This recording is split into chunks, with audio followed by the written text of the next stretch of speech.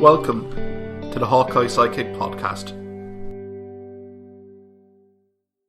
And you're very welcome back to the Hawkeye Sidekick Rugby Union podcast with your host Mark Kennedy. I'm joined again this week by Liam Breen, and in this part of the podcast we'll review the Ireland November Test Match Series squad selection. I suppose, Liam, first off, your reaction to the Ireland senior squad announced for the November Test Match Series. What was your general reactions here? Yeah, it's along the general lines, but there's a few kind of standout guys who've been left out, and it could be literally the end of the road for them at international level. I mean, I suppose Jack Harty is an obvious guy, and then there's two guys who are relatively inexperienced, Neil Doak and Ben Healy. And I mean, at this stage, it effectively rules you out from being in the World Cup squad if you don't get into the full squad or even into the A squad. So yeah, I mean, a bit kind of surprised at those. And then in terms of between guys who were put in the A squad, we've had Marty Moore in the A team. Tom O'Toole has been put into the full squad. And then Calvin Nash gets the nod over Shane Daly for the full Irish squad as well. So that's kind of bit of a surprise. But yeah, I mean, look, I'm very happy to see so many Munster players between the two squads as well. Kilcoyne and Barron and Tom Hearn getting into the A squad as well. So yeah, it's along expected lines, I guess. I suppose it's an interesting squad, Liam, when you run down through. I'm happy to see the Emerging Ireland kind of tour has reaped its reward for quite a few of the guys that really impressed on tour. I know last week we'd waxed lyrically about the likes of Robert Ballycones, the Tom Hearns, the Barons, Jack Crowley, Shane Daly's, Max Deegans. They all are going to get some sort of action here in November, which is great. But maybe we can preview the back three.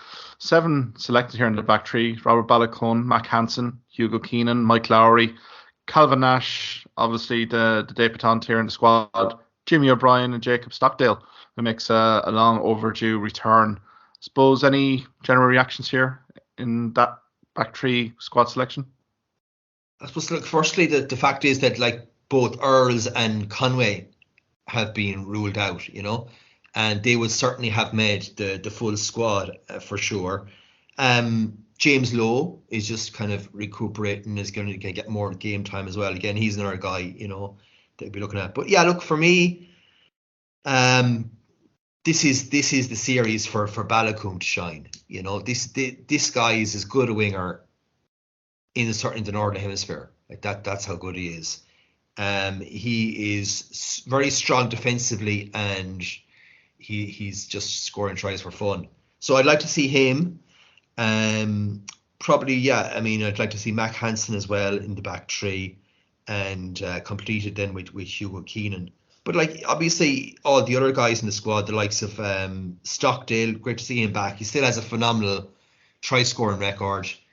Calvin Nash, Mike Lowry, that you know, those they are worth a look as a back three, I suppose, for the Fiji game, and even a bit of experimentation for the game against Australia. So that's what I've been thinking at the moment. Yeah, because I mean, the schedule is quite interesting, isn't it? I mean, November 4th, we do have the Ireland A fixture against the All Blacks 15, which looks quite competitive in the RDS. Then we have the 5th of November, South Africa coming to the Viva. Then we have Fiji returning to Dublin for the first time since 2017 on Saturday, the 12th of November. And then the series wraps up with, I think it could be an interesting game against Australia on Saturday the 19th as well. Again, memories of that summer tour of 2018 here for Ireland when they secured that famous series win. But yeah, I'm just wondering here in terms of likes of the Calvin Nashes and even the Mike Lowrys and Robert Balcones, do you feel that maybe a Calvin Nash will be put in at some point against Fiji? Is that probably the game plan here? Oh yeah, I think they're going to have a look at everyone, as I said, including the Ireland games and over the Ireland Day against the New Zealand All Blacks XV. Yeah, I think if you're named a squad, the tournament 37-man squad, you're going to get game time. There's an absolute like certainty with that. They're going to run the rule over, and they're going to probably effectively try and create that 50 player selection. But yeah, I mean, look, Stockdale, if he gets going again, like he's pretty much unstoppable as a winger. And yeah, again, I suppose, look, I'm looking at delighted to see McCluskey in, because he just offers us so much different. And he's one of the three centres we have named. So he's going to get big game time. And I suppose the question is, will it also see maybe Kieran Frawley in alongside him at centre? That certainly is an option as well. So it's a very, very exciting squad that's been named. And I'd also look at the likes of Joe McCarthy, big chance for him to stake his claim as well, with Ian Henderson out. Indeed. I mean, the centres, Robbie Henshaw, Stuart McCluskey, Gary Ringrose. Obviously, Bundy being suspended was probably unavailable for the squad selection. I'm surprised that it's only just three centres now. You could argue the point here that Jacob Stockdale may come into the picture here as a kind of a three quarters, but I think predominantly Henshaw, McCluskey and Ringrose will be getting an awful lot of game minutes here, and I think it's a huge opportunity for McCluskey, as you said, Liam, to really establish himself and really raise a good question for the likes of Andy Farrell, Simon Easterby, Mike Catt in terms of Six Nations selection and overall World Cup 2023 selection, because as you say, he's such an abrasive ball carrier, such physicality, and his offloading game is phenomenal. So that will add a superb element there. I suppose the out halves here, Liam, we have Johnny Sexton, obviously, who's captain, Joey Carberry and Kieran Frawley. And also to note here that Jack Crowley is in the Ireland A setup. But any arguments here in terms of the out halves that have been selected?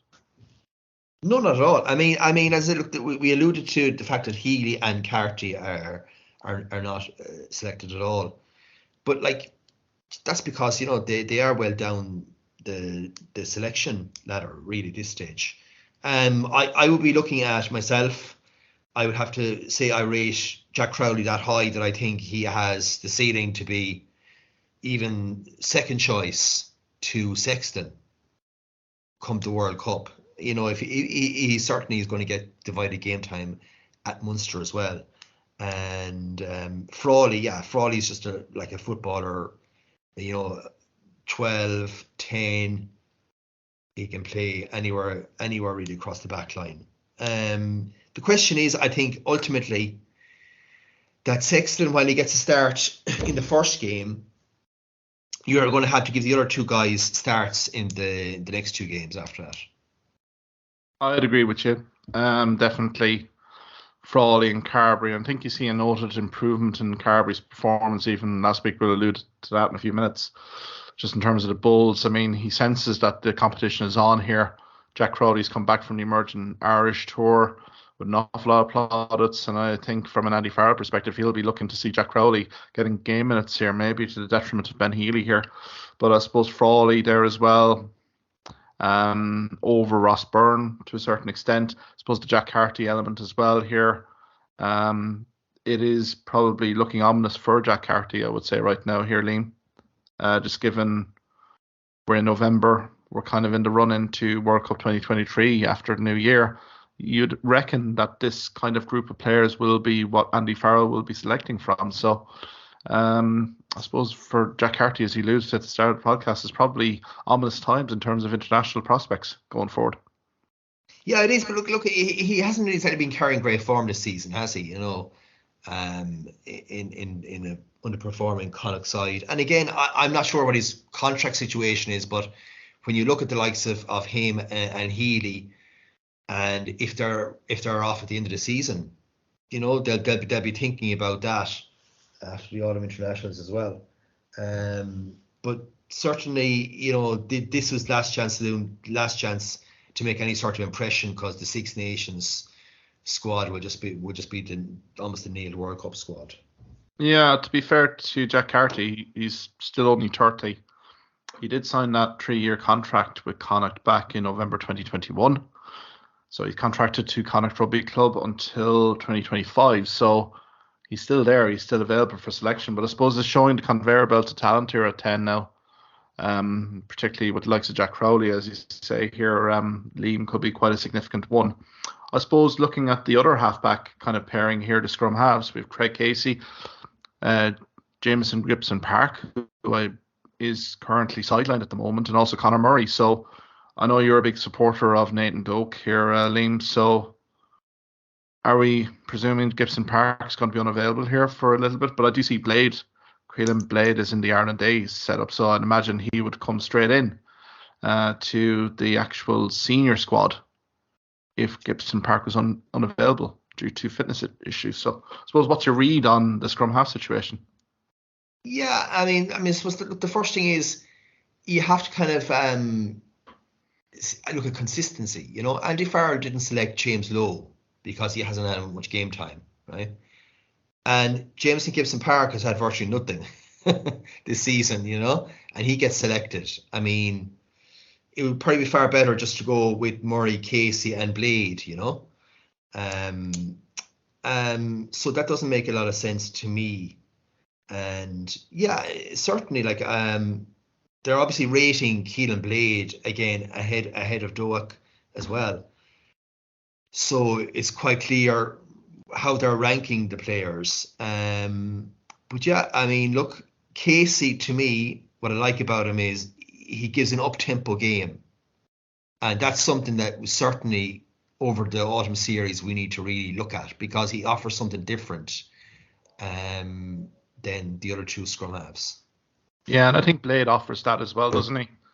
He's very quick around the ruck area, tries to really kind of get things moving quickly. So for Connacht particularly, so it'll be interesting there. And to be honest, I'm still a massive fan of Nathan Doak, and then I think just he's 9 and 10 versatility here, Liam.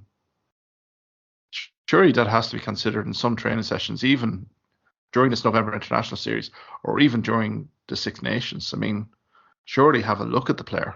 I mean, Simon Easterby's had a look at Doak and also Crowley, particularly at 9 and 10 in the Emerging Ireland Tour, and I thought they didn't put a foot wrong. So I think it's going to be very interesting to see where Nathan Doak kind of lands here, because he offers, I think, an awful lot of upside and could be that secret weapon that we need come France 2023. I suppose quickly, prop situation here, Liam, with Finlay Bealham, Tyke Furlong, Cian Healy, Jeremy Lockman retains his senior spot here, Tom O'Toole and Andrew Porter. Any general reactions here to those props being included? The main thing would be Tom O'Toole.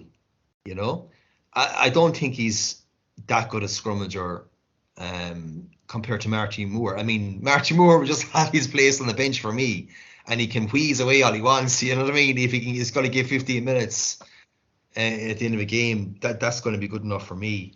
And then interesting. I see Salano actually is in the A squad again, so he's obviously they're rating him highly there. And yeah, it's Lockman. I mean, yeah, it's certainly Lockman has come on as well. I suppose again he's been good for Ireland in emerging Ireland as well. So he's worth a look certainly at Loosehead in particular. You know, where we are a bit lightly stocked as well. Absolutely, I could see probably the Fiji game even. I'd argue some game minutes, particularly against Australia as well, just to test them out, test that depth chart and Loosehead, because we definitely need our depth chart to be fully stacked going in from a front three perspective. Hookers wise, I suppose given the news of Ronan Kelleher being unavailable, with Dave Heffernan, Rob Herring and Dan Sheehan, I suppose Dan Sheehan probably slotting in as the first choice right now. But I suppose there's a battle on between Dave Heffernan and Rob Herring really to get game time here in November match series. Yeah, there is. Yeah, I mean, look, I mean, you'd often before in terms of Herring, it was like a question of you'd start Herring and then you'd bring on a more impact guy, you know, and Herring is guaranteed is very good throwing, and He's in that Ulster maul, which is like almost unstoppable when he gets going. But yeah, look, Sheehan was great in the open play in the Six Nations, and he'll start. And again, I mean, it's a glorious opportunity. You know, the game against Australia definitely would be, it's going to be mix and match. And I'd like to see myself maybe actually Dave Heffernan get a start in the Australia game. I'd completely agree with you. I think Dave Heffernan needs to show his worth in terms of Test match rugby right now. I think we know what Dan Sheehan provides.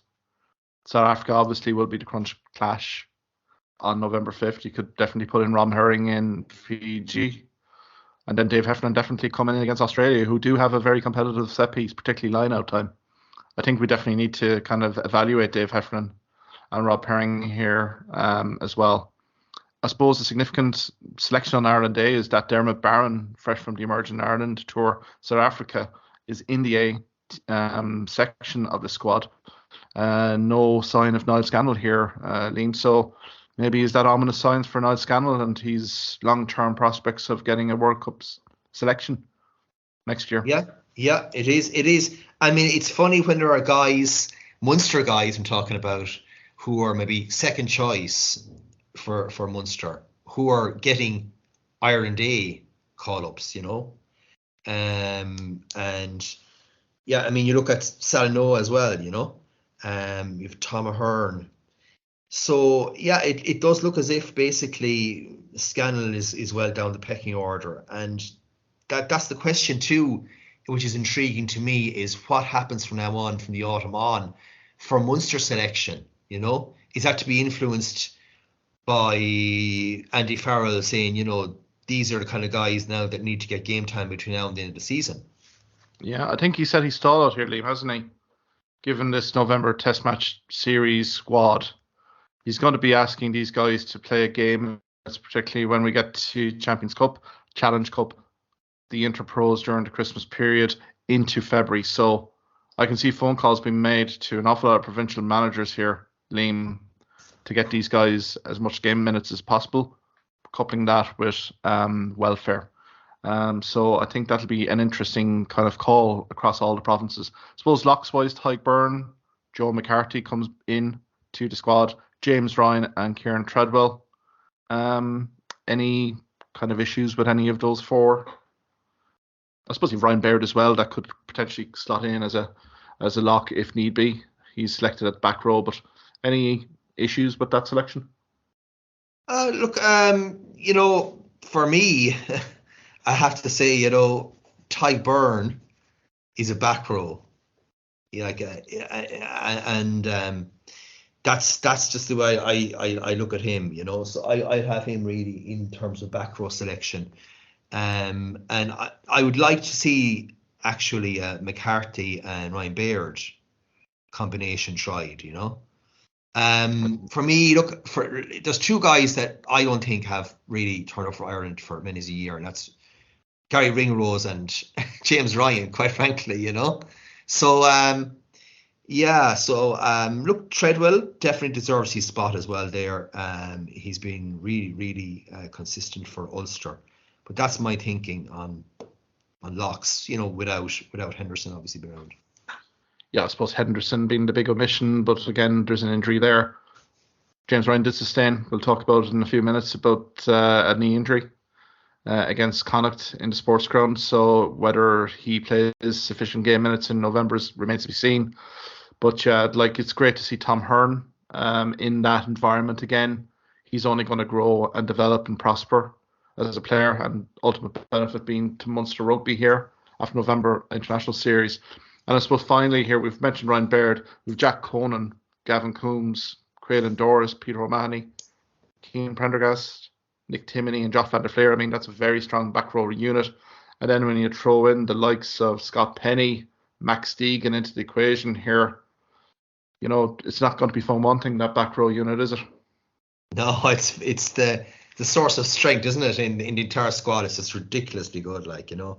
And honestly, any three combination there would do well, you know. But I suppose, look, the most intriguing selection will be at number 8, won't it? I mean, Yeah. Like, I mean, do you keep Conan there? Do you push someone like Keelan Doris, Coombs? While you mightn't start him, would you have Coombs on the bench? You know, so we have big calls there.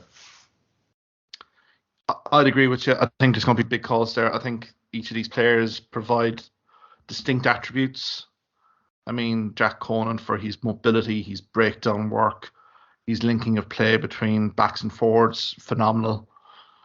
Whether he's a fit to play against South Africa remains to be seen. So then you'd be looking at the Caelan Doris, Gavin Coombs, particularly his brute physicality. We'll talk about the Munster Bulls game in due course, but my God, a guy from 5 meters out, he's unstoppable. And Caelan Doris, look, he's offloading, he's line speed, he's running lines, particularly with ball in hand. So it will be intriguing. I think that'll be a key watch here, Liam, for sure. I mean, I hope to see Keane Prendergast getting a few game minutes. I mean, from an emerging Ireland perspective, he did show leadership, particularly against the Griquas, the Pumas and the Cheetahs. And I think he will be rewarded with some sufficient game minutes, particularly against Fiji and Australia, I would say. Again, Nick Timoney as well hasn't put a full rank for Ulster Rugby. So, again, it's such a strong back row unit here. You consider the guys that are not around there, likes of the Paul Boyles of this world in Connacht. I suppose you're looking at the John Hodnitz, Skdellans, folks of, there, even from Ulster. It's such stacked talent in terms of back row unit that it'll be a fascinating watch. I mean, the Ireland A, we'll repeat it. Tom Ahern, Dermot Barron, Caelan Blade, Jack Crowley, Max Deegan, James Hume probably, Liam, maybe feels a little bit disappointed that he didn't really get into that centre combination, I suppose, given his good run of form last season, particularly summer tour. Dave Kilcoyne really only coming back from injury. I think he has stepped it up in recent weeks. Marty Moore, as you said, great to see him back. Jamie Osborne had a great tour of South Africa recently. Scott Penny as well. My God, we didn't even include Scott Penny there. And Roman Salanoa, I think you can just mark it right now that Andy Farrell and the coaching staff have massive time for Salanoa. And I think he's a guy that's going to France for the World Cup in 2023. I think there's a development plan there. I think he could be really kind of pressing for a prop spot on the flight next October. Yeah, he's raw, isn't he? Like, I suppose, look, we even at Munster, we still have to see him properly scrummaging against teams, you know what I mean? Because we haven't really seen him in the last few seasons. So but yeah, he's just raw potential and power. There's no doubt about that. We're going to need the physicality. We're going to need strong guys, particularly when we're facing the South Africas of this world. And really, so Roman Salanoa ticks an awful lot of boxes in terms of the raw talent, the physicality, particularly coming in with 20, 30 minutes to go. It could be an option. So, look, more to follow there. I suppose I'm thinking of Ben Fahili here in terms of the selection. He doesn't seem to be anywhere near it. No respect to Ben. But is there a certain head coach in Scotland probably monitoring situation here for Ben Healy? Granted that he's on a 12-month contract at the moment, Munster Rugby. Do we feel that there's maybe an approach here for the likes of Ben Healy? I'm thinking of also in terms of John Cooney here. John Cooney looks as if another guy that seems to be completely, I'm not saying ditched here, but I think other options are being seriously considered beyond John Cooney. So I think these are two guys here that maybe opportunity for other teams might represent itself here, Liam. Well, Mark, it has been breaking news today. The autumn squad has been announced for Scotland, and there is no place there for Finn Russell. Yeah. So, I mean, that really highlights that Scotland are kind of not that stacked really at out half. I mean, you have Blair Kinghorn, and then you have Hastings, and the third guy is, isn't it, Glasgow, the guy from Glasgow Warriors. So, yeah, I mean, look, at the moment, probably Healy would be second choice for Scotland going on that basis. And I think that he could play, because he's obviously not announced in the autumn squad, he could be a live option for the Six Nations.